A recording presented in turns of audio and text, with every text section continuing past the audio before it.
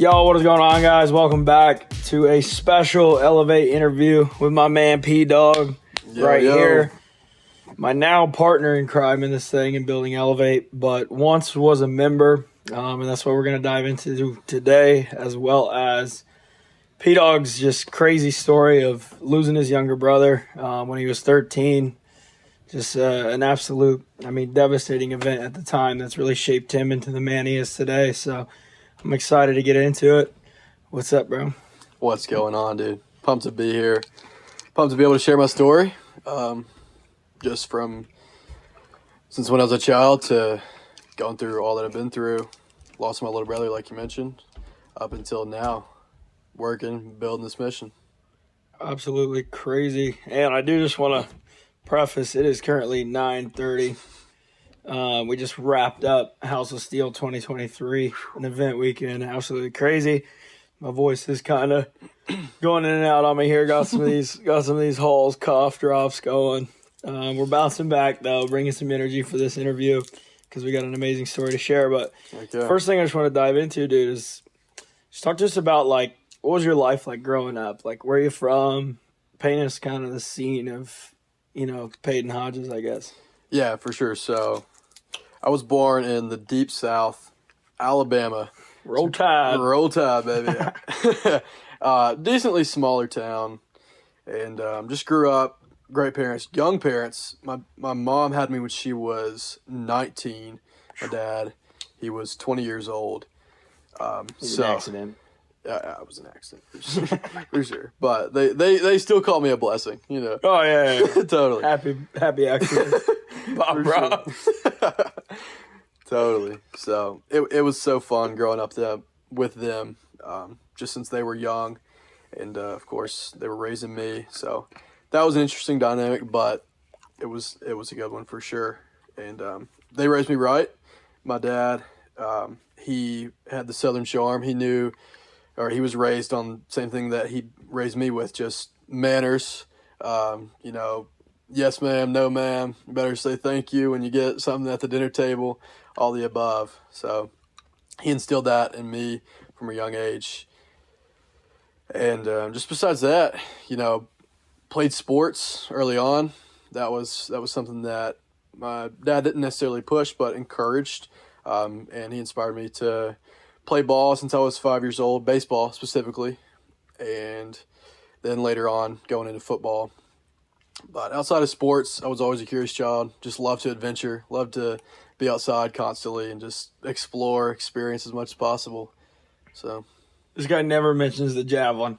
Okay, we haven't gotten there yet. That was high school. You just said football and baseball. Yeah, we were talking from ages 1 to 10. No, javelins later on. We'll get to the javelin. Don't worry. For sure. Man, and manners, absolutely. I think that's something like my parents both mentioned when they met you, that I'd mention. Really, anyone who mentions when they meet you is just you're such a well-rounded, humble, just nice guy. And that's why it's hard to shit on you. It's hard to talk shit. For sure. You're just such a nice guy. Yeah, that's my defense. But I still shit on him. So it only means I love him. But talk to us about, just growing up. I know your brother died at 13, so let's kind of build up to that. What was, mom had you at 19, you're down in the cousin-loving South. Gosh, can't get a break. Being raised on faith, great values, dad's in the Marines. What was childhood like? Yeah. So you kind of touched on several topics there that I haven't touched on. So did have a little brother, parents big into faith. They had me in church ever since I was born, basically. But going back to when I was born, of course, mentioned that my mom had me at 19. They waited about 6 or 7 years until, after they had me to build up, financial security, get another house before they had another child. And so second child came along. I was 7 years old, I believe, and his name was Cooper. And being 7 years apart, we had a little bit of age gap, but me and Cooper were still very close. Still played outside all the time. We had same activities, loved the same hobbies. So just a mini me, basically. And I found a lot of identity in being his big brother, and just being able to raise him and instill, everything that I've found out in life at 7 years old, 8 years old, whatever that looks like. There you go. But Everything. yeah, 100%. So parents had him when I was 7 years old. And we just continued to grow up together over the next 3-4 years, like you had mentioned, did grow up in church. So parents tried to have me in church as much as possible. But around when I was 13 years old and Cooper was 4, it was like the week that I turned 13. Cooper, he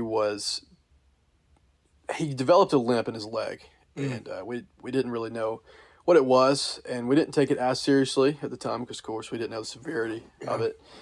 And so limp kind of progressed over the next week or so, just got progressively worse. And around day 6 of him having this limp, that night he was almost completely losing feeling in his lower body. And we said, okay, this is much more serious than we could ever imagine. So next day, morning, wake up. I remember it was a Monday morning at school that day. And I think we were actually supposed to make up for my birthday party that night, because the week before, we had stopped it because his leg started to get worse.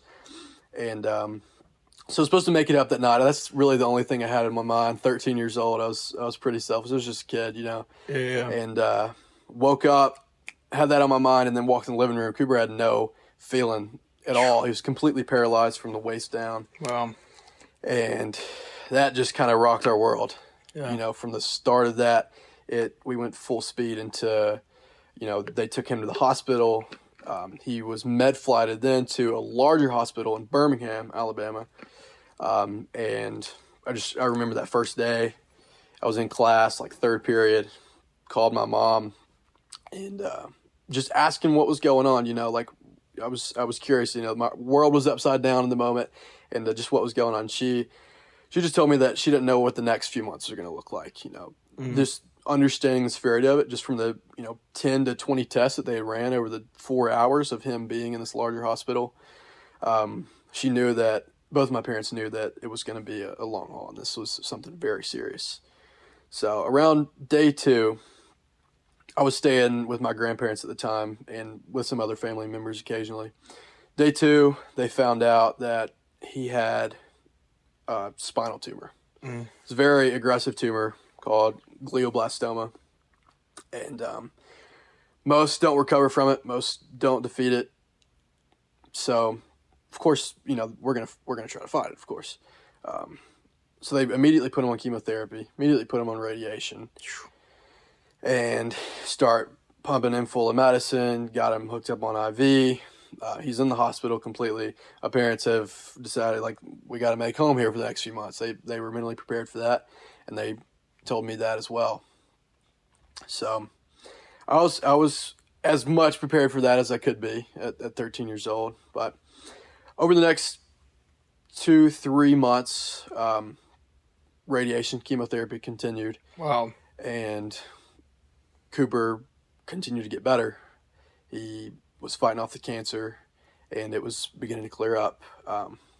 One thing that I do have to mention, 4 years old, Cooper, of course, was getting all these medicines pumped in him. He was getting these tests run. He was getting, several needles stuck in him throughout the day. Something that, me, even today, like, I couldn't handle as a grown adult. It's just, that's extremely hard. It's tough. You're away from your home. You've got all these needles being stuck in you. You don't know what's going on. But every single day, he woke up, he got these tests done, and he just had the most positive attitude. Was just laughing, was playing. He always shot the Nerf guns at the nurses. He loved Nerf guns. And was hardly ever upset. He was just truly a joy in this time of just uncertainty and Wow. like, true suffering and pain, which I still carry with me today. I draw a lot of inspiration from that when I ever feel like I'm going through any kind of minute suffering or large suffering. I think back to when he was in the hospital, and I'm like, man, he went through this with just such joy and not a care in the world. So I got to do that too. Spirit lives on. 100%. So, as I was saying, his cancer was starting to clear up. And then they found a little bit of a mass in his brain in early June of that year. This year was about 2016 to put a time reference on it. And so they didn't think much of it, but they said, we need to run the test on that. And went back a week later. He'd been home. He got to come home for the first time in months. Week later, he went back, and they run the test on him, and they find out that cancer had spread to his brain. And with that, just being such an aggressive cancer, like, we got to get him back down here. Now we got to start on chemotherapy again. And so that's what they did. My parents took him down immediately, got him back on chemotherapy, radiation, trying everything they could. But this cancer just being so aggressive and being on a very sensitive part of the body, it just attacked him much harder and affected him much worse. And he went downhill in a span of like 1 to 2 weeks and ended up passing away on June 11th, 2016, to that cancer.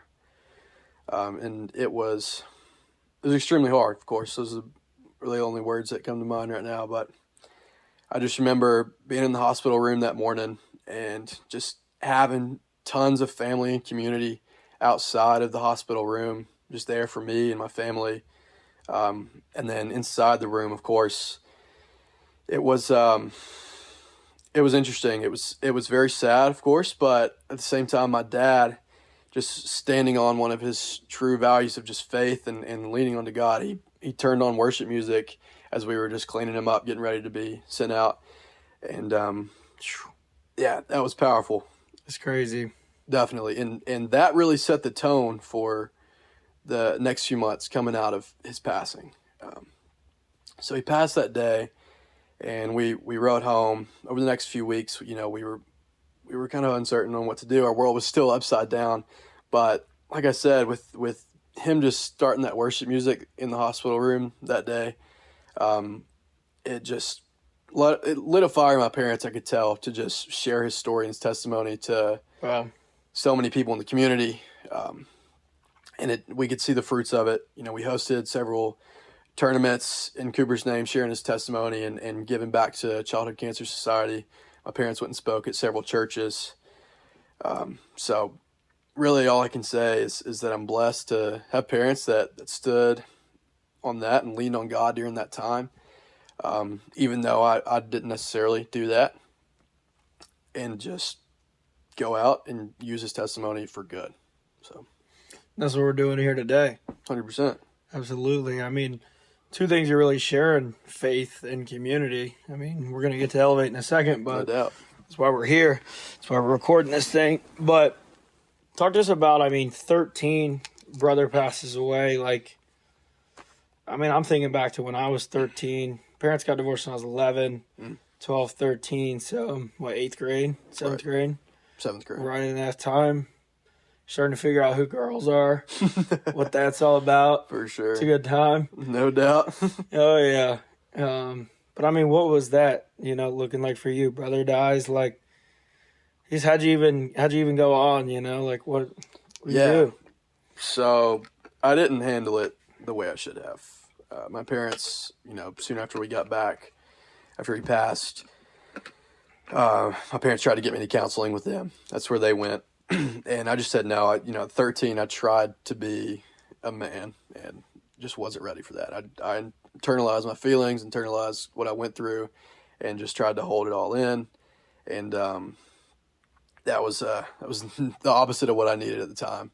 So, to say the least, I definitely didn't handle it the correct way. And I was feeling kind of alone at the time, just holding all those feelings in, shutting people off. So that's kind of what I felt after, but yeah, just didn't handle it the right way overall. Quick point on what you said of 13, trying to be a man, internalize your feelings, shut everyone else off. That's way more than you at 13. That's millions of men across the world not willing to get vulnerable and share their struggles. Exactly right. And that's another, point of our whole community, and what we do today is creating that safe space for guys to be vulnerable really share these struggles, just like this interview. But like, you know, I think that it's just so interesting. Like, we are building this community to create this safe space. And you're even sitting here saying, like, I tried to be a grown man, bottle up my feelings. Like, it's just crazy. But, like, that's how we're just programmed as men. Like, that's just how it is.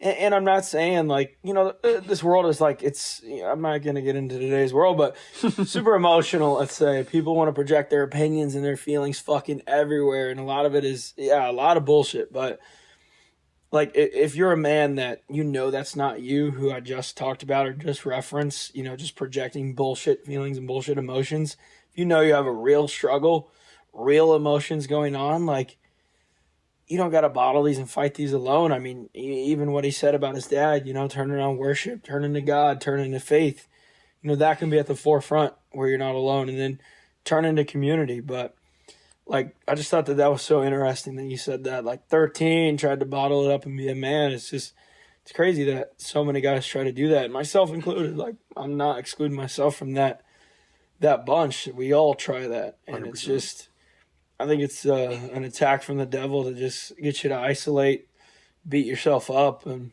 just sit there and wallow in, you know, grief, sadness, what have you. But carrying on with this story, I know you had another brother come along. That's right. So what age was that? Because I'm sure that's just, I mean, we've talked about it, just a monumental thing. Like, parents lose one at a certain age, try again, have another one. Like, whew, it's got to be tough. Right. So, and it's got to be tough on you. But, like, when did he come in? Yeah, so next little brother, Baker, he came in when I was 15, so about 2 years later. And I actually believe he was a blessing to my parents, of course, for many reasons, but, like, they weren't supposed to. Happy accident? No. Hey, not again. your parents. They were trying. John, my man. No, but he'll appreciate that. No, I think the doctors told one of my parents that they couldn't have any more kids, something medical, and they kept trying and ended up having Baker. So John, my man. Oh man, he'll love that. So yeah, Baker came along. I was 15 years old and came into life. He was a blessing, of course. So he's 5 today, but yeah, 15 to answer your question. Talk to me about that identity. You know, you said you took a lot of identity in beating an older brother to Cooper, you know, being that guy for him, playing with him, doing all those things. Now you have another brother coming in, lost one, like, you know, like, where was that? I mean, that's got to be a tough identity to step back into.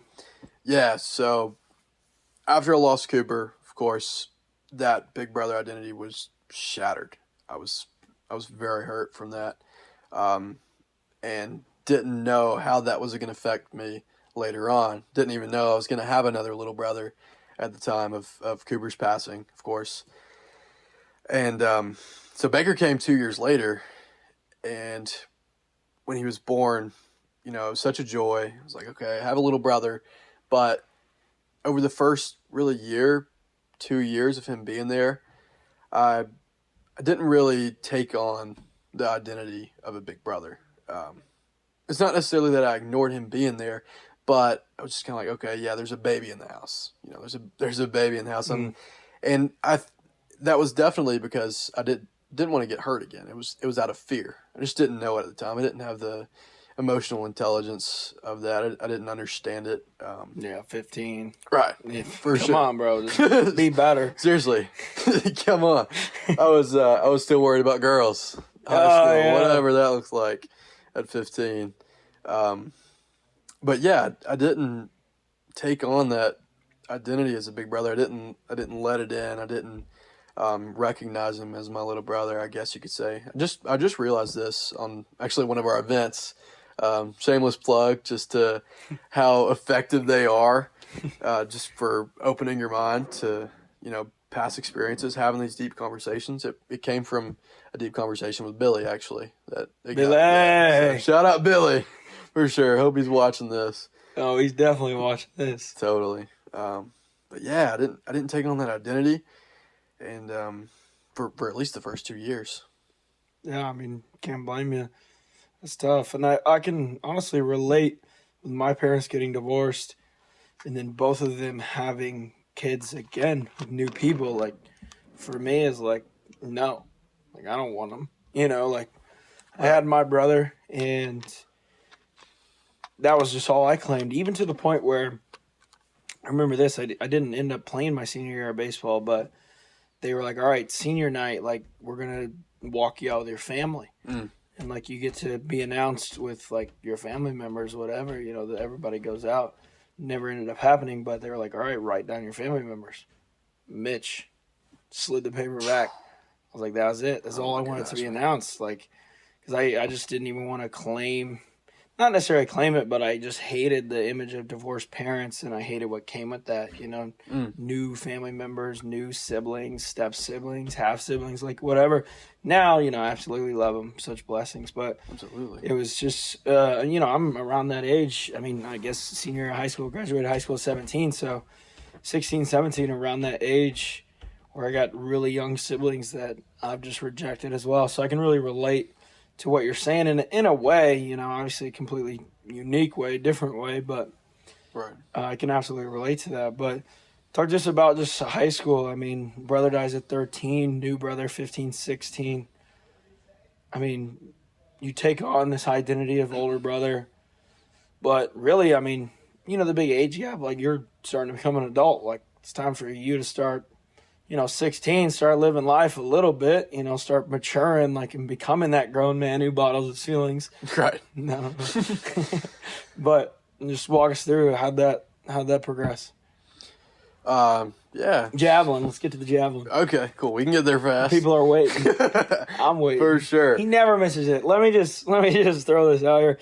Every time we meet new people, even Connor, who's behind the camera right now, he's like, oh, you play any sports? Paden's always like, yeah, I played football, ran track.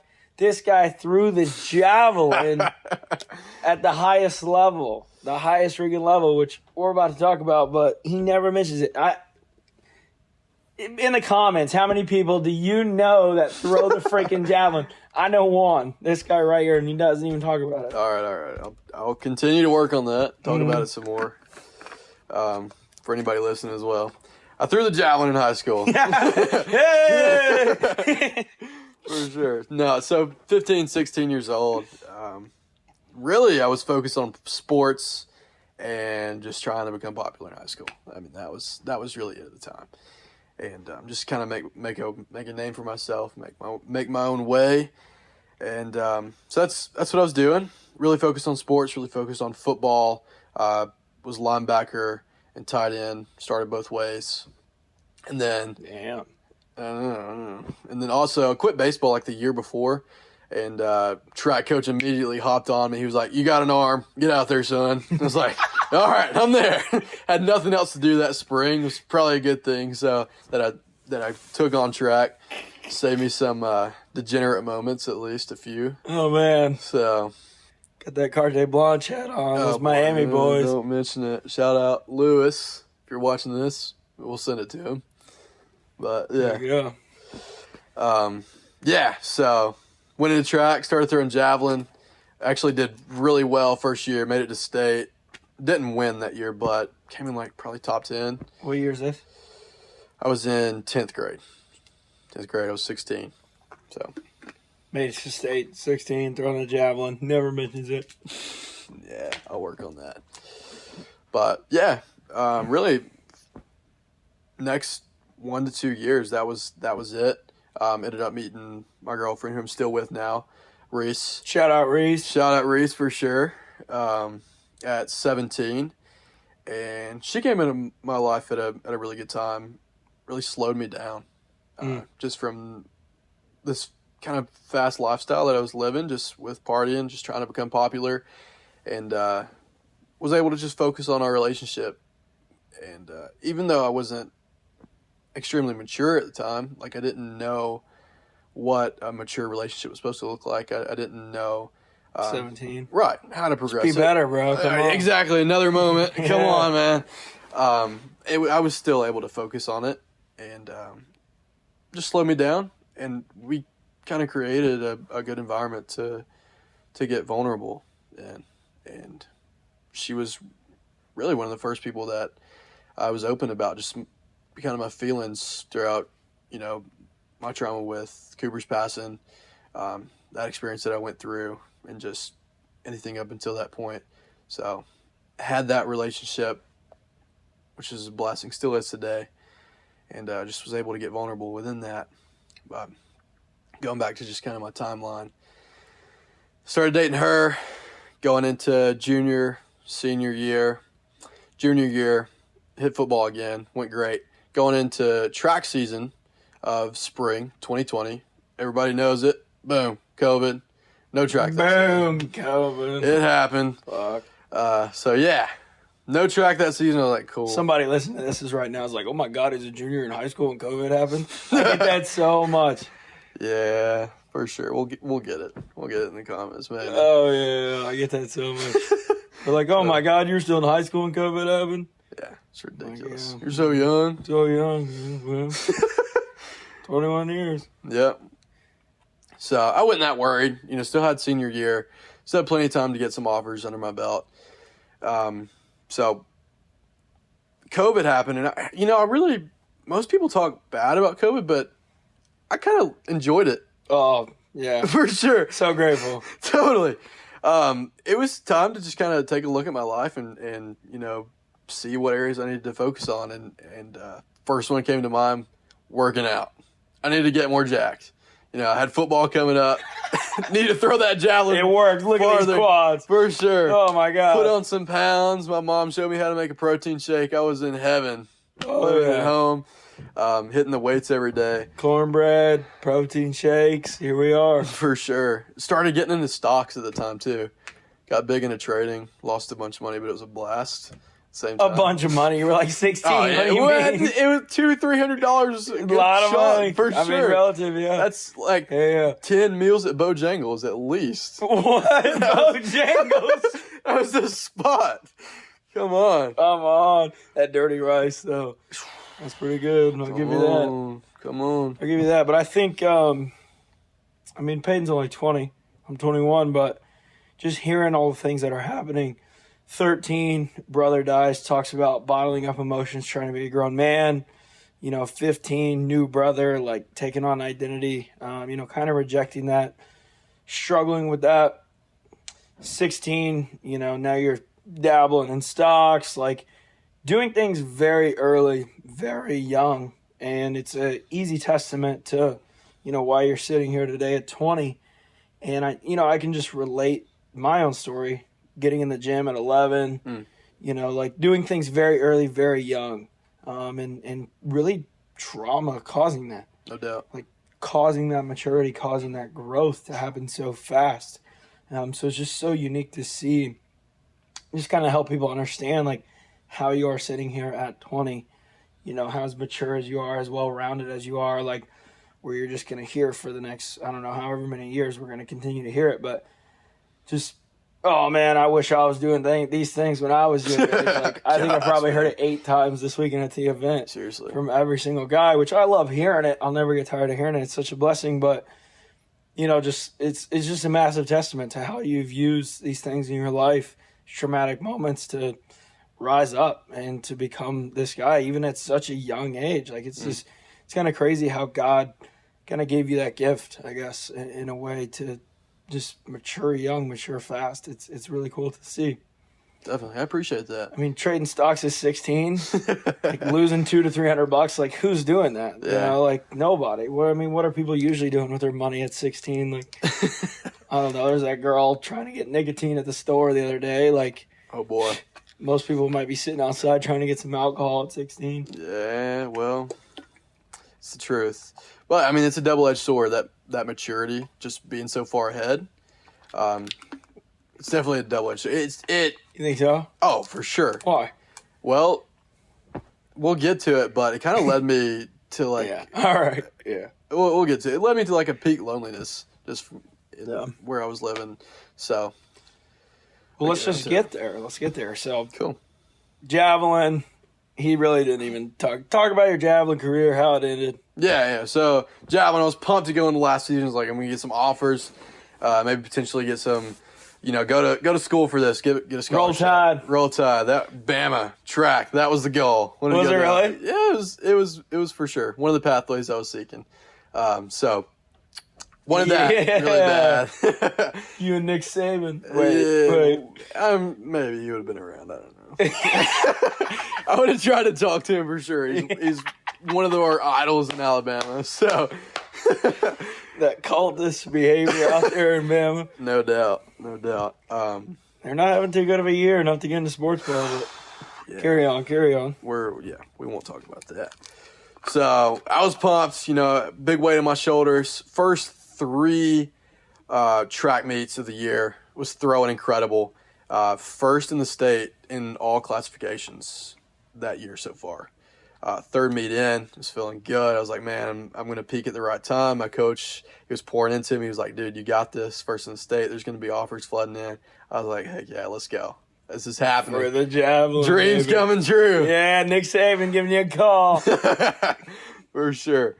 So going into like my 4th or 5th meet, I was practicing, doing some long throws, and my arm was not having it. 3rd throw of the day, I was trying to launch that thing. Snap. There goes my UCL. Done. Yeah. Career shot. Done for. UCL, Tommy John surgery. People are pretty familiar with that from baseball. That's essentially what happened. You never got surgery, though, right? I was like, I'm not going to throw anything else. Except for that football this weekend. Yeah, it was a light little toss. Yeah. Nothing too serious. No offers on the table. Nick Saban. Someone send this guy the film. Yeah, got the film. the footage, yep. Totally. Oh, man. So, UCL snaps. That's got to be an identity loss there. Another one. Gone. For sure. Identity loss, and just one of the ways that I thought I was, going to go through life. That path completely shattered. But luckily around that time, I was kind of getting into self-development, and I really had that to pour into. So, javelin gone. I was like, all right, I'm going all in and building myself. Going to continue to double down on my health, and then just started reading these self-development books, all these platitudes. It's a good intro way to get into it. Think and Grow Rich, Rich Dad Poor Dad, all of the above. Never read any of them. You didn't need them, did you? I never read any books. Podcast guy. Yeah, big podcast guy, but I don't know. I just don't like reading at all. Oh, that's fair.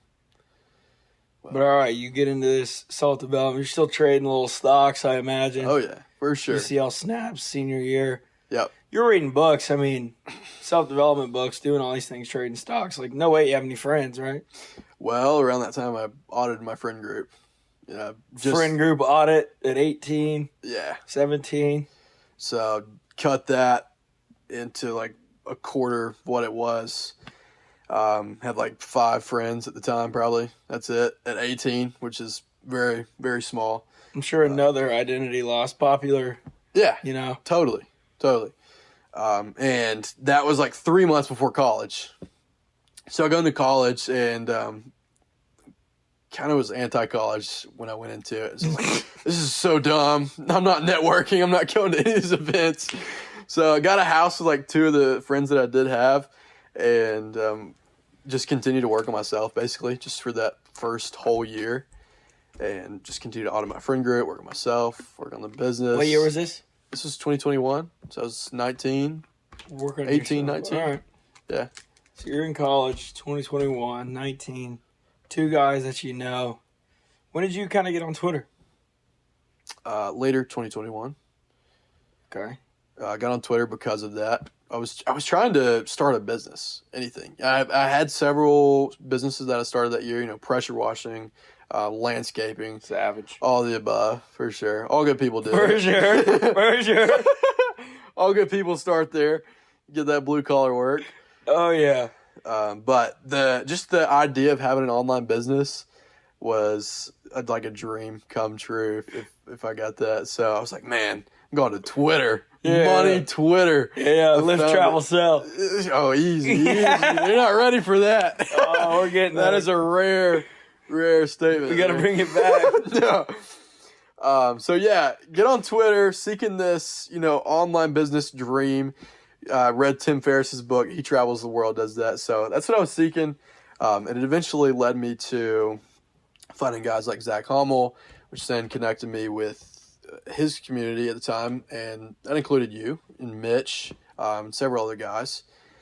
And connected with Matt. Matt was 19 or 20 at the time, probably 6 months older than I was. And he was checking all the boxes for what I wanted in life. Had the online business, lifted heavy weight, looked good, traveled. I was like, okay, let me just send this guy a DM. Oh, hell see yeah. what he's about. I think you actually sent me the first. You're like, thanks for the retweet or something. Great cold outreach here. Yeah, for sure. It's business ops. I freaking love it. Just random ass DM. I used to just send the most random. Sometimes I'm like, oh shit. So let me send a few DMs. It's crazy. Crazy how God works through those. Absolutely. It's insane. Just random. Yeah. So he reaches out. He's like, dude, thanks for the retweet. Have an awesome day.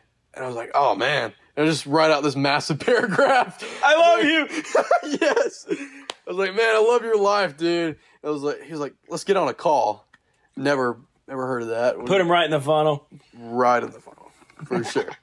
So cold outreach straight to the funnel. You guys see how this works. Totally. And it worked. Got on a call with him. Got his ass. He was probably trying to get me to work with him in training at the time. That didn't work. So he's like, here's a community that I got. Might as well join it. So join Elevate and timestamp 2022, March of 2022. Okay. So still, same situation. Didn't have a whole lot of people around me. Super lonely. Working on myself. I had tons of passion, just didn't know what to do with it, So joined Elevate with the hopes of, finding a community to push me in the right direction, just have that support, and just ultimately raise the standard in life. So joined that and, met all the needs that I was looking for, really. Oh, yeah. For sure. March 2022. Elevate is 3 months in. From launching it Jan 1, 2022, we probably had 30 guys when you joined. Yeah, that's about right. Probably about maybe 30 guys. Got in before JR. Yeah. JR was like a day after you or Yeah, something, that's right. You look back at it, which JR is who we just hosted the event at his gym this weekend. So you joined March 2022, 30 guys. Man, it looks so different than it looks now. I don't even know what we were doing. I mean, at that point, it's just like a group text. That was basically now we're like 150 guys. It's a whole different thing. But 30 guys, it's just a group chat. Like, hey, what do you need help with? For sure. Cool. God is working. Let's keep growing. Totally. Actually, Faith wasn't even involved at this point. It was all around just fitness and just being better, just self-development as a whole. That's it. Mainly fitness focused. Totally.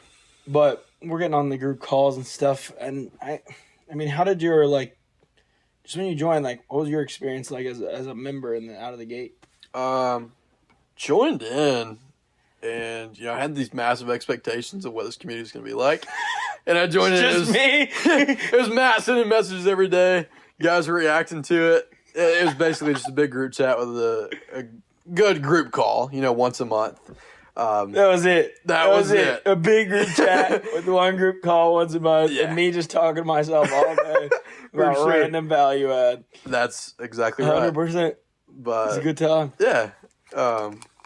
So expectations were shattered a little bit, but I was still getting value out of it. I gave some programs, You did. some things like that, which we still do. For sure. Joey had some supplement guides in there at the time.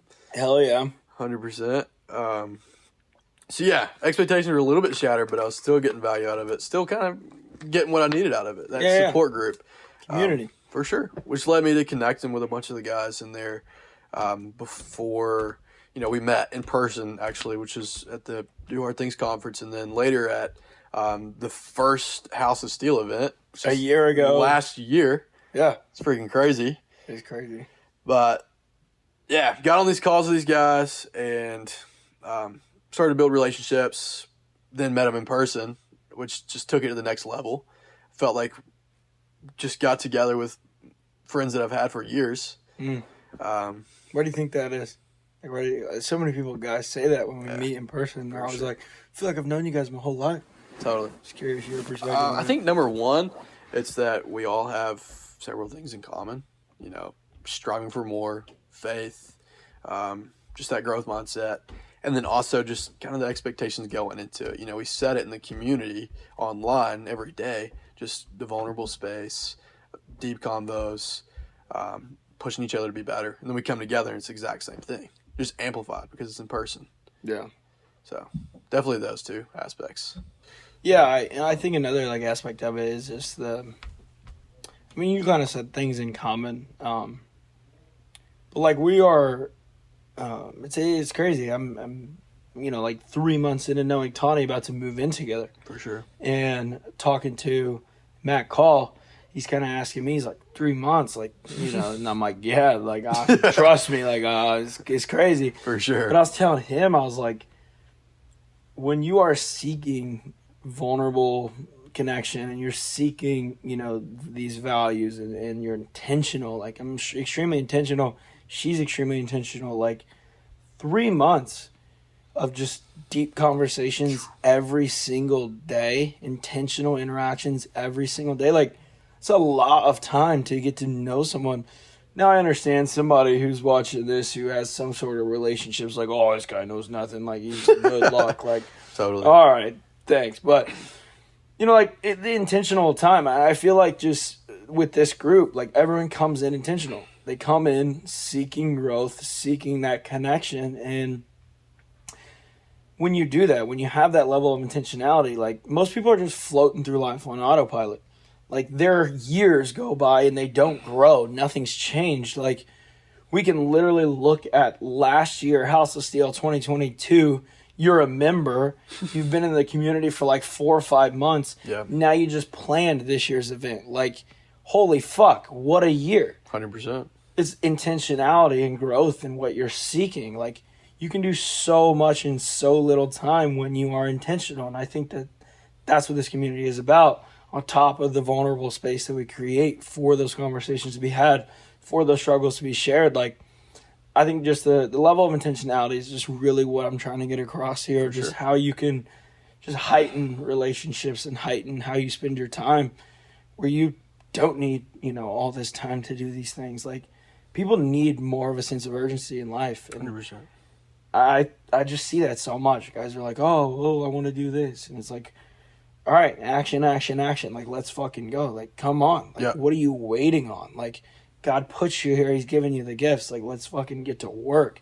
Totally. And that's what this group is about. And it's just so cool to see guys grow so fast. But back to your story of just being an Elevate member, you were feeling in college, tired of these degenerates you're around. You're not, fuck college. You want to start a business, blue collar. What was kind of the, thought process in your personal life outside of Elevate at this time? You're saying you wanted to start something blue collar.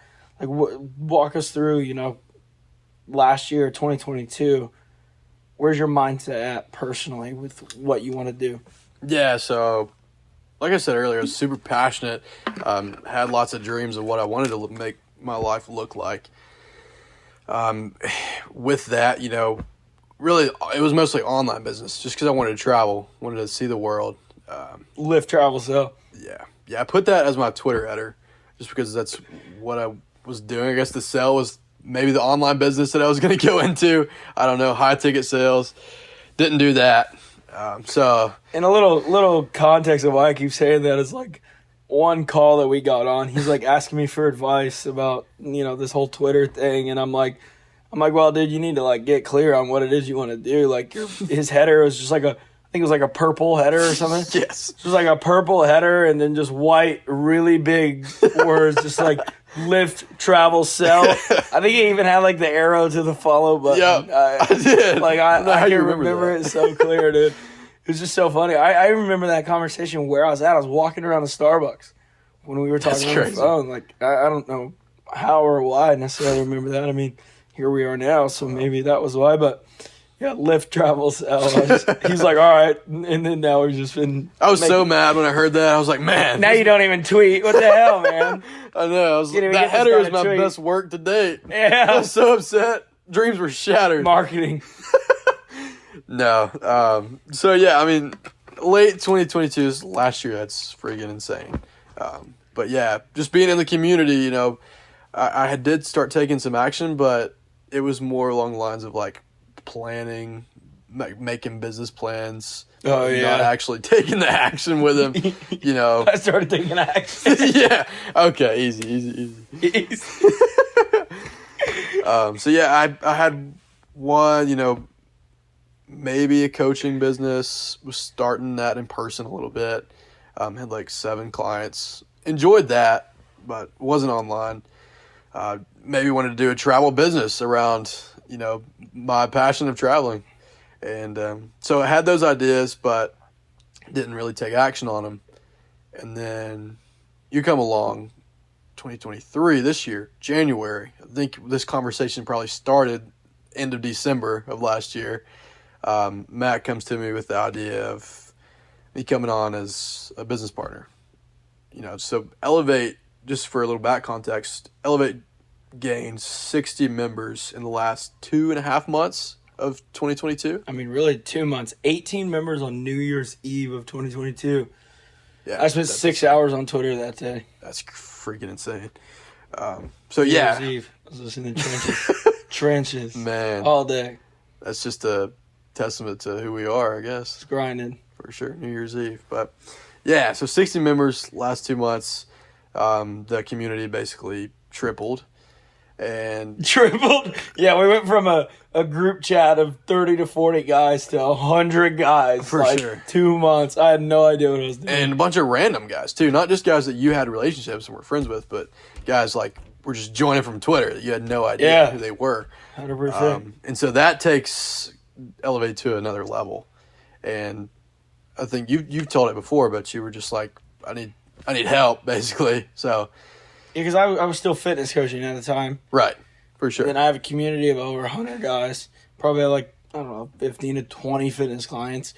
Like, holy shit. Like, there's just no way. And I mean, now, like, you know, you're, 10 months in to being on the team. Like, you see the fight for engagement. Oh, like, for sure. The hardest part about community is keeping guys engaged. It's tough. Like, no matter how good the community is, like, we do a ton of amazing things, putting on events, 20, 30, 40 guys come in. Like, it's a fight to keep guys involved, keep guys engaged, make guys aware. And, like, there's just no way I was doing that. I can't go build all these relationships. I can't go get on these calls.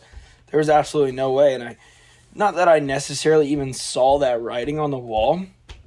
I don't even think it was that. Like, yeah, I was overwhelmed. Yeah, like, Elevate had just blown up, really. Felt like I lost for a really long time and then just won all at once in those last 2 months.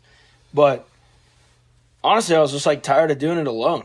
Yeah. Like, I saw Joey and Gabe, you know, them having somebody, and I was just like, dude, I'm so tired of, like, I was expressing that to Joe, like, late 2022. I was like, I'm so tired of this solopreneurship. Like, this sucks. Man. Like, you're just headbutting the wall, having nobody to talk to. For sure. And you're just buried in stress, like, all day. Yeah. And it's just terrible. I was like, I need to just put this on somebody else. Here we are. Here we are. Man. Now he gets it. Now he's got all the stress. Oh, my gosh. So, yeah, it was really that. Like, yeah, Elevate had grown, but I was really just tired of, like, doing it alone, honestly. Yeah. Okay. That's interesting. What did Joe say when you told him that you were going to bring me on? No, Was he for it? that was September of 2022 when I told cool. him I was tired of that. I was out in Arizona at the time, and I was just like, dude, like, I'm so tired of doing this alone. Like, you know, I don't know. We just kind of talked through it, Gotcha. kept moving. Cool. But I don't remember what he said when I told him I was bringing you on. But yeah, January, you're in college. Yep. And I think late 2022, something to add is Paden hired me as a fitness coach. Because he had a January 2023 strongman competition coming up. Yep. Which he won. Shout out to his coach. First place. Paid me a lot of money for 2 words. Be athletic. And he won. Well, That's exact. Dude, sure. The best coaches know that you find just the least. What they need to hear is not 100 things. It's like one thing. You got to get to know them and then give them that one thing. Yeah. 100%. I saw it this weekend. Somebody was trying to help somebody else with the deadlift, just chirping them with 100 things. And I'm like, holy shit. Here's the one thing you need. I'm like, hold your breath. That's all I said. It's crazy. Just hold your breath. It's fine. Like, and you're not going to learn everything about the deadlift is the most complex lift. Like, you're not going to learn everything about it in 20 minutes before we're about to pull on the platform. For sure. They don't need 100 things. They just need one thing to focus on that's going to be the most compounding. Hold your breath just so your back doesn't blow out. That was the one I was looking for. So, but yeah, I tell Paden, be athletic. So we really developed our relationship. We started to, at least. We started to just get on consistent calls, coaching calls that, well, I mean, we really didn't talk about training that much. Like 10% of the time. Yeah, so 10% of the time we're talking about training. Other time we're just talking about life. Yeah. And that's what fitness coaching really turned into for me as a whole. Like, had like 15, 20 clients. All I'm doing is talking about life. Wow. Like, I'm not going to coin the term life coach, but, you know, nobody wants that 20-year-old life coach. For sure. But we're just talking about life, and that was it. I was talking about relationships mainly. Like, that was definitely what was happening the most. But I'm just getting on, talking about struggles, talking about faith, talking about life, being an ear for guys, like being counsel for guys, like way less fitness. Now, I'm still trying to get the fitness value across, of course, but that's what it had become. And so I coach you late 2022, January, college. I pitch you. Yep. You take it from there. For sure. So, obviously, Matt came to the end of just being tired of being alone. He needed to share this stress and get on 2-hour phone calls and complain about biz to somebody. So, he was like, this poor kid from Alabama, I'm going to make him suffer. Yeah. And he asked me to come on. He said, you know, I need a partner. If you drop out of college, which I know you want to do because of our many conversations that we had, which I did. I was done with that. I wanted the full identity of an entrepreneur. And so I was like, yeah, I'm in. After 6 or 7 phone calls, of course, he pitched me over like a week. But I was closed. No, but you said that, like, tell them about the God story in that. Yeah. So every time, because dropping out of college was tough. Right, yeah. Tough decision. It was a tough decision. You know, that was the path that was set out for me since I was a child, because it was the safest route, of course. So from the time of Matt asking me, each day I was just in massive prayer about this decision, which, first of all, really strengthened my relationship with God at the time. Just doubling down on prayer. But it's like, I would say each day, within 10, 20 minutes of me praying, I got a phone call from you, calling back saying to you, how are you feeling? Are you ready to come on yet? Yeah. I was persistent as hell. For sure. I thought it was a nuisance. I was. Well, they say that the money's in the follow-ups. Yeah, for sure. I didn't realize it until after I said yes. Maybe it was the day, maybe it was before, but like 6 or 7 days in, I was praying, boom, 10 minutes out, Matt calls, and I was like, yeah, sure, I'm in. Let's do it. I've seen the writing on the wall. I'm feeling tug on my heart, so I'm in. Let's build this thing. January was like the toughest month of my life at that time too. It's crazy. Yeah, building in your mom's garage storage room. Oh yeah. Stress just brought on me. I had no idea what I was doing. No idea. No. Yeah. You were leading the sinking ship. Oh yeah, just gotten rid of another guy. It's crazy, all because I didn't know how to manage someone else in a business, and then I'm bringing on another guy, like, absolutely nuts. But my mom's sister had just died. That's right. So at the time I'm living with my grandpa, his daughter dies, who was my mom's sister.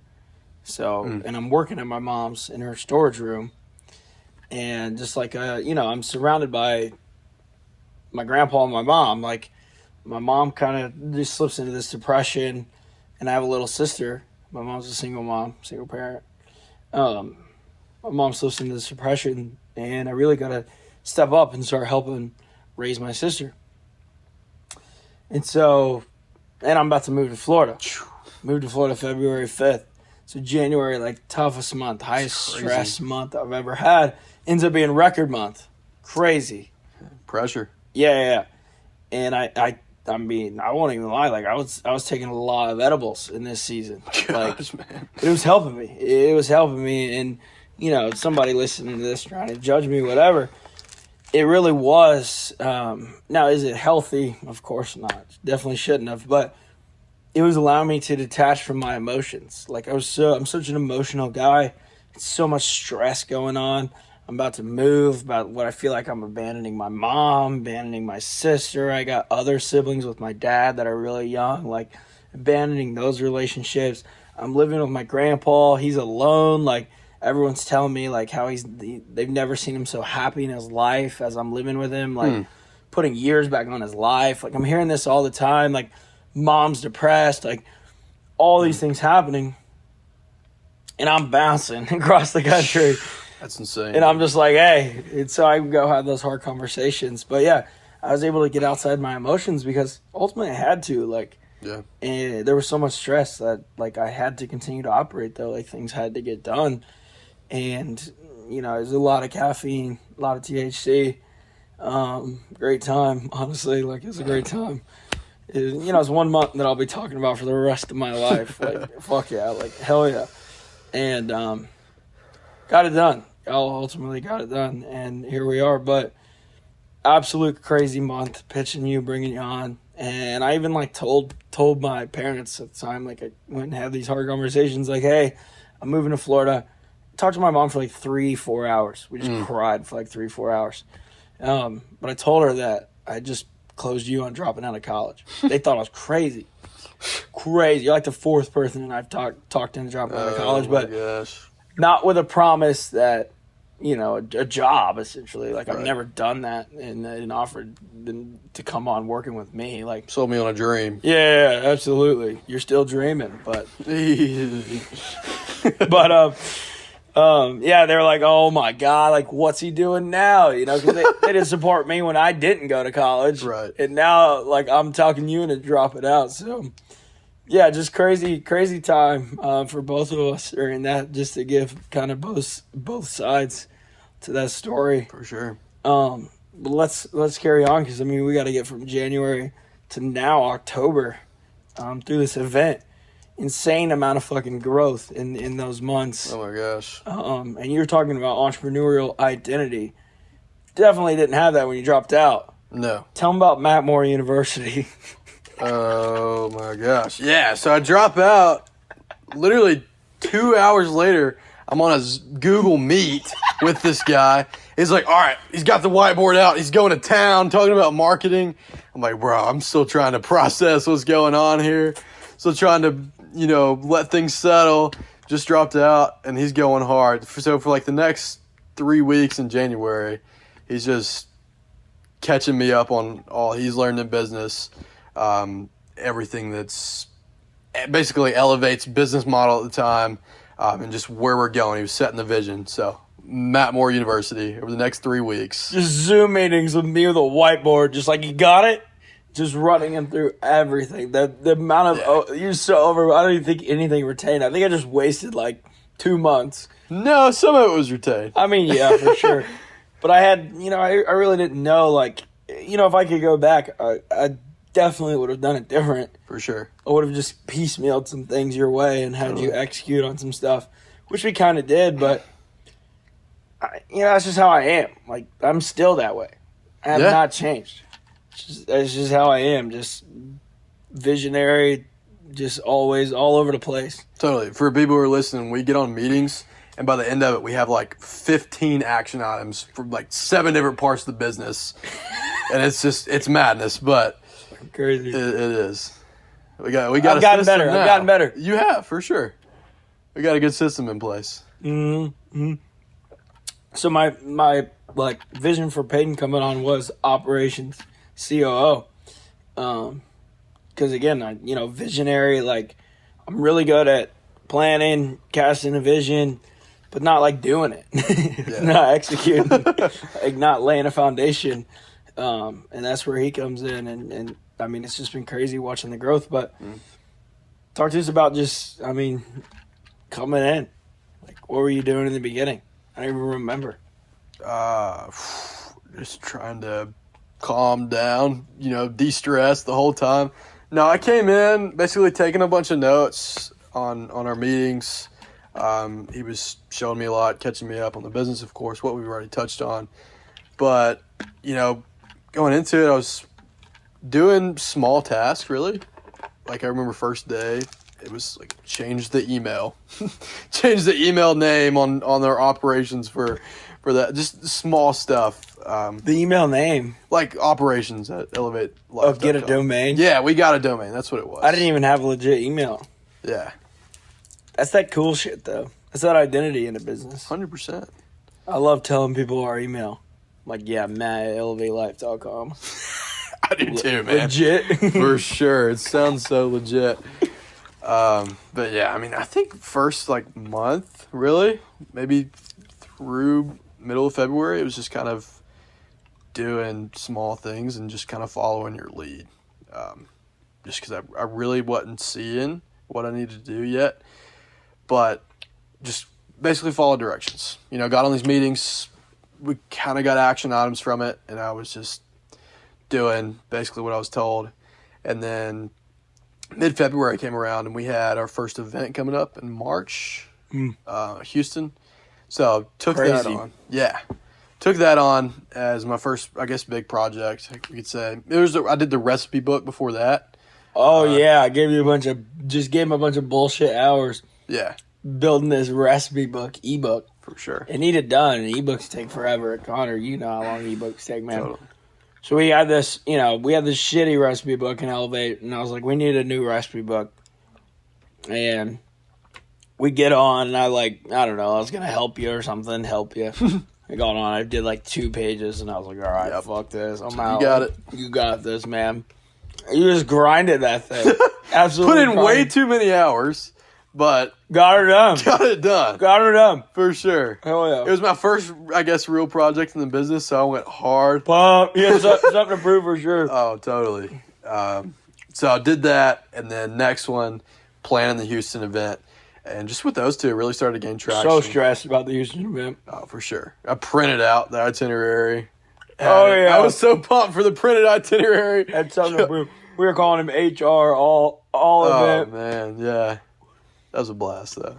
HR. I don't even remember why we were calling you HR. You and Austin started that crap. You were checking my behavior. For sure. Yeah. Wow. Crazy thinking about. It's been so fast. That was just in March. Just in March. 6 months ago. Time was warped. It's crazy. Absolutely. Then your identity is just building throughout this. For sure. Yeah. And we're really growing in faith throughout this too. Oh my gosh. We definitely gotta start talking about that. Oh, it was about March. You called me one day, one of the many long phone calls that we had. Oh. Go ahead. I was just gonna say, he's like, dude, I'm feeling called to not do fitness anymore, which was probably holy shit, yeah, probably 60% of our revenue at the time, maybe more. He was like, man, I'm feeling this call to just go all in on Elevate. Let's just not do the fitness anymore and just focus on Elevate and faith. I was like, okay. I haven't discussed with you, but one of the main reasons I came into the business was just business identity and just money. I wanted money, I wanted to travel, I wanted to get rich. Seriously. Yeah, me too. For sure. Still do to some degree, but it wasn't as wholesome at the time. Yeah. And no. I'm with him. So saying yes to that was kind of a big move for me as well. Even though I wasn't feeling, a massive part of the business at the time, still doing small projects, but that was crazy. Cut out 60% of our revenue to go all in on community and faith, which then grew both of our faith even more. Just trust. That was one of the biggest moves in just listening to God's call at the time. Oh, yeah. From both of us. And it really just set the tone for us moving forward as a company. Yeah. Because I had just moved to Florida. Yeah. 60% of our, maybe even more. Probably more. Somewhere Somewhere around there. But Yeah, I remember like back in January, maybe Mitch was like, what if you stopped doing fitness coaching, just went all in on Elevate? And I was like, oh, you're fucking crazy. For You're sure. crazy. 2 months later, it's gone. It's out. It's my idea, totally my idea. Mitch knew. But yeah, absolutely nuts. But when I kind of jumped earlier at something I wanted to say was this whole time he's in Alabama, I'm in Indiana. Yeah. We are just doing all this via freaking Google Meet. Hours and hours of Google Meet. We'd spend 3 hours on Google Meet almost every single day. Yeah. Like just talking about the business, we didn't even really have a personal relationship. Like aside from, the strongman coaching where we just get on and talk about life. But Right. like we had not spent any time in person together aside from the House of Steel last year. And that was, we're with 20 other guys. Like sure. there was no one-on-one time there at all. So it was just crazy. Like us not even having a personal relationship. It's absolutely God, like we just developed this whole thing through Google Meet. It's just wild to think about. And, I think some people they may see what we are today and think it's something special. It is something special, but it's just us been figuring it out. Like 3 hours of Google Meets every single day for 3 months daily. Yep. Our meetings are still called DCI, daily check-in. They don't happen daily anymore. You got to get rid of those. If you guys are doing meetings daily, scratch that. Meetings are the worst. Yep. But it was nuts. Monday through Friday, 3 hours of Google Meet. You're destroyed after them. I'm hyped because I love them. We've got 100 things we talked about. 3 hours to let me talk. 100 things are going. You're feeling light. I'm feeling like I just got a weight dropped heavy. on me. That's another thing. This whole time, I've always had you at the identity of partner. The whole time, the expectation has always been there. You were oh, I came in. Even in Houston, just so hard on you. Yeah. I've always been so hard on you, still am, but sure. Always just that identity. Now you're at the point of actually filling out that identity, which is really cool to see. Just how much it benefits the mission. But yeah, March, we go all in on community and faith. Absolutely wild. Totally. What, let's talk about just faith as a whole. Because we didn't start Bible studies in Elevate until January. Right. January of 2023, this year. And my walk of faith didn't really start until January of this year when we started those Bible studies. You're the leader of the community. You gotta lead. Totally. And we're starting Bible studies. I gotta figure this thing out. Got this Bible when I was 16. Cool, bring it out. It's the Everyman's Bible. I'd had it since I was 16. I ordered it. Yeah. And so I pulled it out and I was all right, here we go. I'd gotten baptized. I'd been going to church when I lived in Indy, but, nothing personal. It was not personal yet, personal relationship with God. So I started growing in my faith, and like you had said, you had kind of were raised on faith. Mm-hmm. And I feel like you have always had that. Yeah. Even when we first met, talk to us about your kind of walk of faith. Yeah. So, like you said, I was raised on it, and I knew the practices, and I always went to church, checked the boxes, but similar to you, I didn't really have a personal relationship with God, at least as much as I should have. Prayed some throughout high school, tried to, at least once a day. It was probably once a week. But yeah, mostly just checking the boxes, and then my faith really started to grow. 2022, when I was really feeling alone, just calling out to God for, ultimately a community. I needed people around me. That's what I was praying for, and direction, which I got both of those out of Elevate. It's crazy. And then January this year, and then us stepping into that just community, all in on community, all in on faith. I felt that pressure as well. I got to double down, and just when we went in the direction of Bible studies being our really our main cause. Those were our most successful and still are. Crush. They absolutely do. I got into it as well and really doubled down and not only checking the boxes, but I was doing them intentionally, which is something we preach in and out inside of Elevate. Just be intentional. Be intentional. Everything you do. And so stop looking at his prayer as, something, religious that we got to do. Instead, looked at it as, actually just talking to my Creator and just, asking for help when needed, thanking him, just having real conversations. And I think that grew my faith. Plus, the hard times, leaning on him during those hard times. Both of those really grew my faith. It's crazy what happens when you're, taking massive leaps. It's like your faith is going to grow because, I need it. For sure. I need it. It's such a dependency. And I feel like there's, people that, aren't necessarily walking with God, what have you. I don't really know, but like I was talking about earlier, that intentionality, we've seen so much growth in the last year. It's when you're taking this massive action, these massive leaps and bounds every 6 months, every year, it's you gotta walk with God to it's a Elevate is a God-given mission, and it scares the shit out of me. We're trying to reach millions of men. That is our mission, to reach millions of men. It's that is only achieved with God, and it's your faith will grow astronomically when you take massive leaps of faith, I guess. When you have to have faith to take them.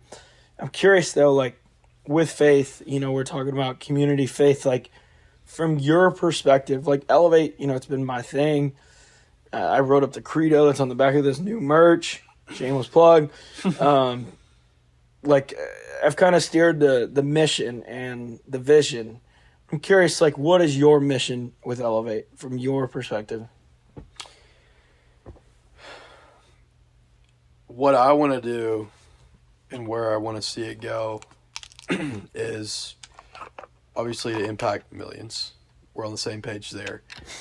But also, are we not on the same page? Oh, right. Shit, here we go. But, also, as we impact the millions of guys, just continue to just be as intentional as we were with, 30 guys as we are with 2 million. Obviously, that'll come with just great systems, which is my role. Nerd. Yeah, thanks, bro. Thanks, dog. I'm not ashamed of that. Great system. That was the last thing I was thinking about when he said that. 2 million men, intentional as 30 guys. I was oh, fuck, that's a lot of phone calls. No more meetings. I was thinking about people. There's a lot of men in a lot of places to connect with a lot of guys. Which takes a lot of systems. Well, yeah, but I was just thinking about people. But go ahead. For sure. And then also just to impact guys the exact same way that Elevate's impacted me and just help me grow and push me to be the man that I am today. What do you think that is? What, that impacts? Yeah, what is that? If you had to put a formula to that, saying what that is, how Elevate has impacted you and helped you grow, you see what I'm saying? Does that make any sense? Kind of. It's what I mentioned earlier. Obviously, first of all, it's community. Great buzzword for a lot of people. Yeah, no doubt. And then also a higher standard and a safe space to come back to. I like it. I think the word that we always use is foundation, when describing you.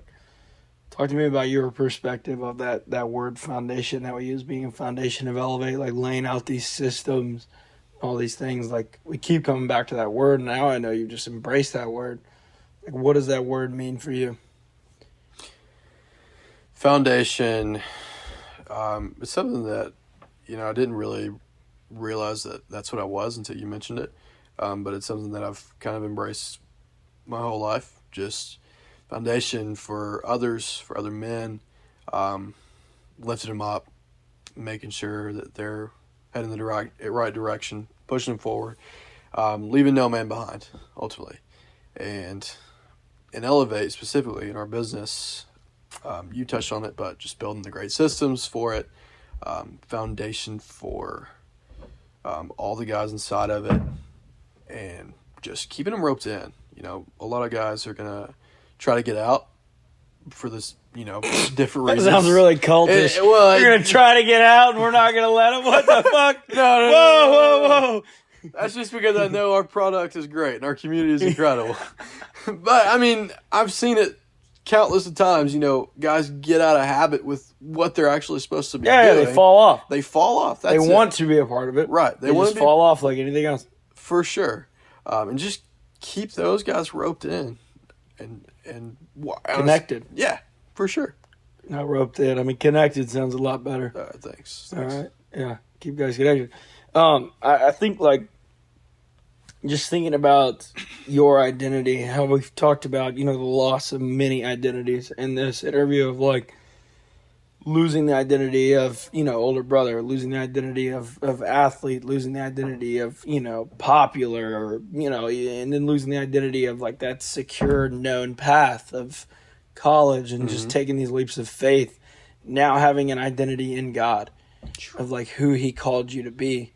And I think that's just been the greatest thing for me to see, is you to fully step into that identity over the last, year, ultimately, of when you joined Elevate into now. Is like, I believe you fully stepped into your identity in God. And I know, like, in a year, I'll probably be like, oh, I didn't, like, we thought that was good. Like, you know, we'll keep saying that. But, like, now I think that's what I've seen as far as, like, your growth in Elevate. Oh, 100%. Yeah, I would totally agree. Just having to lean on him and you know, through what we've talked about, through big decisions and just being intentional, that identity is, I've fully stepped into it. Just son of God. That's it at base level. And with that, like, I've never felt more secure in who I am and where I'm going. Absolute dog. Before we wrap this thing up, there's one thing I really want to dive into, just real quick, is, like, lift, travel, sell. We know what we're selling. It's Elevate. You're jacked. We're lifting. Let's talk about the travel. Because in there you talked about really early on, you were, like, thinking about, a coaching business. Maybe I have a business around traveling. And I think what's really cool is, like, you are planning these Elevate events. And, I mean, that was, like, one of your first, real projects, aside from the bullshit time-consuming ebook. It was planning the Houston event earlier this year. We went out to Houston, ran a Spartan race, planned the Appalachian Trail backpacking trip, planned the Rockies event, where we went out in the mountains, scaled a few mountains with a bunch of guys. That was super cool. And then now ultimately playing the House of Steel this year as well. Like, talk to me about just, you know, you literally said, like, I'd love to make a business around traveling. I remember you were telling me that, like, super early before you were even a part of Elevate. And it's just really cool to see you be able to do that, I feel like. Yeah. Like, you're planning events, traveling, like, each month. Like, we always say, like, we get to hang out all the time. It's like, just when we have an Elevate event, like, every single month. And I know next year, like, talk about what we're looking to do next year. Yeah, so, just kind of going back to the base of it, travel, like, or not travel, but events, it's really helped me step into the identity of business partner. That's the area that I feel like I've carved out for myself, that I really feel like is my own. I freaking love it. We have it on the website. New website, by the way. Go check it out. Shameless plug. Shameless plug. This guy crushed. He's been going hard this past week. At the laptop, grinding. Cat meme in it. But I love giving the gift of experience. I have the passion to experience all that the world has to offer, and I want to give it to everyone as well through, you know, climbing mountains in the Rockies, 14,000 feet, to deadlifting, you know, 300-400 pounds. That's it. 300-400. Well, you know, 500 pounds. This got a new deadlift PR today. I'll toot his horn a little bit, and then right into a backflip. Sheesh. It's a clean video. Shout out Connor. So. Oh yeah. Totally. But yeah, what was the question? He lost it all. We were talking about events, just your experience of being able to travel, host these events, and then next year. Yeah, next year. That's what I was getting at. Yeah, so events, favorite part of the business. I love planning them. I love seeing guys' faces light up. And just, especially at the end, they come to me, they're like, oh my gosh, it's the best Elevate event yet. We literally just came off of that like an hour and a half ago. Yeah, seriously, this is fresh. Every single guy walking up to me like, man, this has been life-changing. I'm like, oh, great to see you, dude. Yeah, it's so fulfilling. It's a ton of fun. But yeah, and so with that, next year, we're planning to do 8 to 10 in-person Elevate events. So, talk to us about, give us some where? What are we doing? First one, starting out with a bang. We're going snowboarding in Utah. Hell yeah. It's going to be a freaking blast. Snowboarding, skiing, tubing. For whoever's watching, you can go down that hill however you want to. We don't care. Just get out there to Utah. Just get on out there. Just get on out there. We're going to have a good time. And then next, just continuing to set the standard high, we're going to Costa Rica for probably 4 to 5 days. And it's going to be a freaking blast. Gonna jump off some waterfalls. Gonna explore the jungle. It's going to be sick. House of Steel, 2024. Yep. Of course. Year 3. 3rd year in a row. That's crazy. We're going to Montana. Yep. Spartan race. We'll do another backpacking trip. For sure. PCT. Probably the Pacific Crest. Tell them how we get our ideas for these events.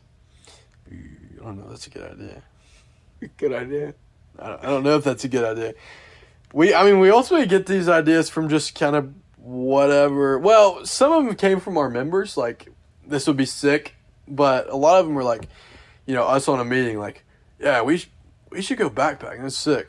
Like, let's make it an event. Yeah. And then we post it, and other guys are like, yeah, let's go backpacking. Yeah, hell yeah. Yeah. We're like, oh, we should go snowboarding. Yes. Like, fuck yeah. An event. And then 10 guys are there. It's crazy. It's so much fun. It is. It's a blast. It's absolutely life-changing. Anything Elevate related that you want to just close out with, or your life related, maybe your brother, anything that you want to throw in before we wrap it up completely? Yeah. I think first I'm going to just touch on 2 points, just kind of wrapping it up. And that's going to be, number one, like, with me, it was my little brother. But just whatever, like, suffering anybody's going through, let God work through that. And trust that he's going to use it for good. And trust that he has the power to use it for good. And number 2, join Elevate. Join the community. If you're on your self-development journey, if you're striving for more, come on. We got a community for you. So, amen. I think point 1, like, trust God that he's going to use that struggle for good. He's saying that 7 years later. Yeah, 7. Might take some time. It absolutely will. So, it's going to take some time. But I just wanted to highlight that, like, if people are in that season of struggle, like, I know there's a lot of questions. We all have a lot of questions. We were just talking about that at lunch today, about how we all have so many questions about this whole faith thing. What is even going on? But just keep seeking those answers, and here we are 7 years later. He's just continued to seek. You guys saw each identity, each step, seeking. Not that it's found. I'm not even going to say that. Right. Yeah, a ton of growth. Life is great. Traveling, doing all this stuff, building the business. Still a lot of struggle. 100%. Nobody's denying that. Like, we're struggling just as much as the next guy here. But we're leaning on God. We're having a good time, and we're building what we feel called to build and elevate, just bringing millions of men together. So just wanted to really point that out. It's just like there may be some time there. It's a long process. I'm just continuing to seek, but no doubt. What the hell else are you going to do? Right. Just keep on keeping on. That's all there is to do, man. Amen. But I just really want to wrap this up by just saying it's been absolutely unreal to see your growth, dude. Like, can't imagine what you're going through at, 13, losing your brother. That's just, I just can't imagine. Not even going to try to begin to understand that.